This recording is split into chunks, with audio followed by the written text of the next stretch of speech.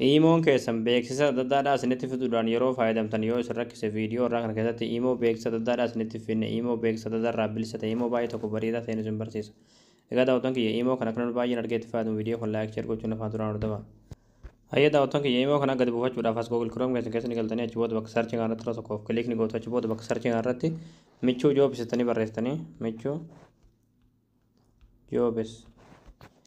Achi booda michuu joobis kaja jala irraa isinii baasa irratti tokkoof kilik ni gootu.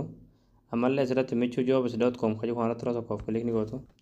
Ammallee haala kana asitti fitaa asirratti tokkoof sarchii irratti tokkoof kilik ni gootu. Bakka sarchii kana irratti iimootanii barreessitanii achi booda sarchii fuulduraa kanatti kilik gootu sarchii gootu. Achi booda haala kana suuraa kana isinii fitaa suuraa kana irratti tokkoof kilik ni gootu. Achi booda imichi buufachuudhaaf sirra olutaa gadi deemtu achi booda dhumarratti qalama diimaan kan barraa iimoos tuqaa buufadhaa kaja jalatti daawulood kaja turtii daawuloodii tan tuttaniiti iimoo kana bilbila keessanitti gadi buufattanii hayya daawwattoon kiyya imichi gadi buufattanii egaa kaatanii jechuudha akkuma iimoo kaayidhaa lakkoofsa bilbilaa iimoo keessanii itti guuttatanii ni banatan jechuudha booda gonkumaayyuu beeksisuun adda addaadhaa yeroo hunda dhufee isin rakkisuun isinitti hin dhufu jechuudha.